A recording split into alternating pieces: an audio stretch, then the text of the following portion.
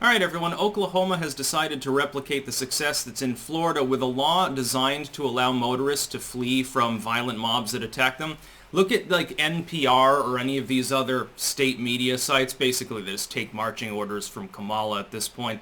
And it's funny because the titles are like, Oklahoma passes law to allow people in cars to run over demonstrators and shit like that with impunity. They're allowed to murder people. They're allowed to massacre the protesters. What this is in response to, and this is why I 100% support this, I think this should be nationwide.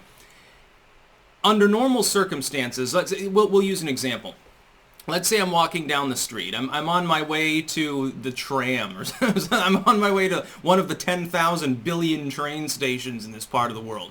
And a mob breaks out in front of me. There's a bunch of protesters, and they start throwing shit and stuff, being violent, potentially endangering me. And let's say they're not even yet targeting me or anything. But I'm afraid of that.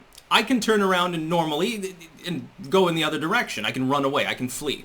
The right to flee is fairly well established. Like, there are still some people that pretend there's a debate over the right to use force to defend yourself if attacked, but I don't think anybody disagrees with the right to flee violence, to refuse to engage in violent activity or potentially harmful acts. Can you do that in a car? Not necessarily. If you are at an intersection and there's a mob in front of you and traffic behind you, you're stuck in your car. If people start throwing shit or attacking your vehicle, how do you exercise your right to flee? You are trapped. Fundamentally, it would be like if I'm up against a wall in a dead-end alley and a mob forms on the other side. There is no escape for me other than attempting to fight my way through those people.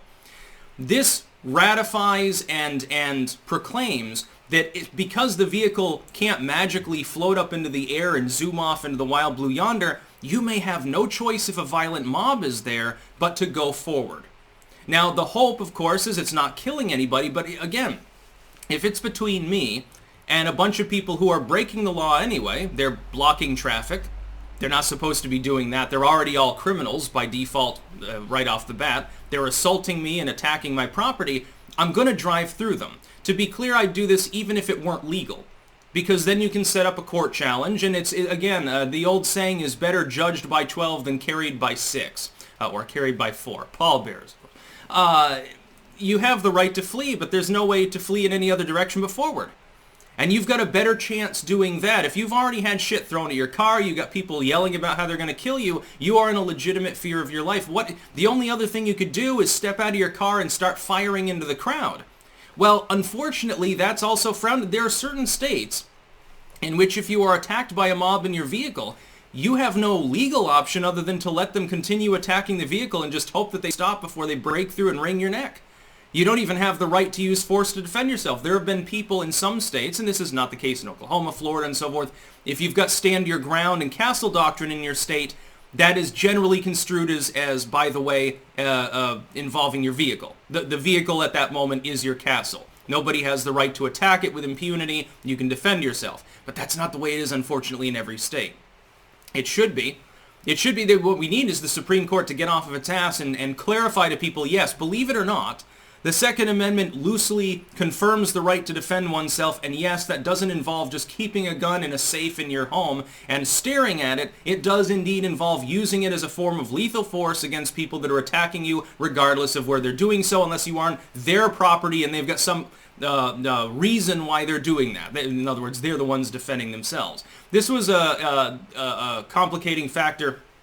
Remember, I can't remember the name of the person who got shot. Remember that there was the dude jogging through the construction zone, presumably to steal things, casing the joint, and there was a citizen's arrest attempted by the redneck-looking dudes, and they ended up shooting him. Now, he attacked them, but he was doing it because he was in fear of his life. He other than trespass, he hadn't committed any violent felony or anything in their presence, and they weren't law enforcement, and this became, for me, rather difficult to reconcile, because you've technically got two parties defending themselves at the same time. A little bit of a catch-22 situation. But in the situation where you're in your vehicle, and you can't flee in any other direction but forward because you're in an intersection or something, what are you supposed to do? Let's say you have your kids in the back seat. Bunch of mobs are throwing like bricks and shit. It could come through the window, kill your kid. How are you going to act? In that split-second moment, the average person, the average sane person, is going to plow forward with their vehicle, mindless of that crowd. They should be allowed to do that. This also makes it a misdemeanor to impede traffic, to be demonstrating in the street. But it's not demonstration. Despite what CNN says, this is the funny thing, half the nation believes that these are peaceful protests. Apparently, they don't have internet access. Apparently, they don't get their news anywhere but from CNN. Because on CNN, they'll call it a mostly peaceful protest while their own news crew is attacked in front of a flaming goddamn Wendy's that people are hitting with bricks and rocks and throwing shit through the windows. And you've got looting and shooting, and none of these people know who Secoria Turner is, by the way. I keep trying to point that out. Apparently, it just bounces right off their thick skulls. They still think these are peaceful protests, but they're not. Peaceful protesters don't attack vehicles. They don't attack the cops with bottles filled with shit. They don't cause literally billions of dollars in damage. It was great fun to me. One of the funniest moments of the last few years has been when the state of Minnesota asked for several $1 billion from the federal government to repair damage done by people that the state of Minnesota's government and the MSM labeled peaceful, or mostly peaceful. Mostly peaceful protests do not cause $2 billion in damage. Now, they swore up and down when Trump was in office, no, there's no problem here, but then they were begging for money. Of course they were. States love to grift like that. It was all purely political. They wanted to quietly extract money so that they didn't have to deal with the problem they themselves created by not policing, by not actually doing what they're supposed to do. And that's really the other reason. In some cases, you have police who are incapable of responding. They're stretched too thin. This was the case in Ferguson. They had so many cops that were watching the people that were marching there completely peacefully, they didn't have enough left to go after the looters. The city of Ferguson completely dropped the ball there, and they had the fucking state guard move in the next day, and the rest was history. And it was all a bunch of fucking bullshit. Sometimes the cops can't respond. Well, you're in your car, people start getting violent, and you call up the cops on the telephone, hey, there's a violent mob here, I got my kids in the backseat, my wife with me, they're fucking throwing bricks in my car. Oh, well, sorry, it's going to take us 15-20 minutes to respond.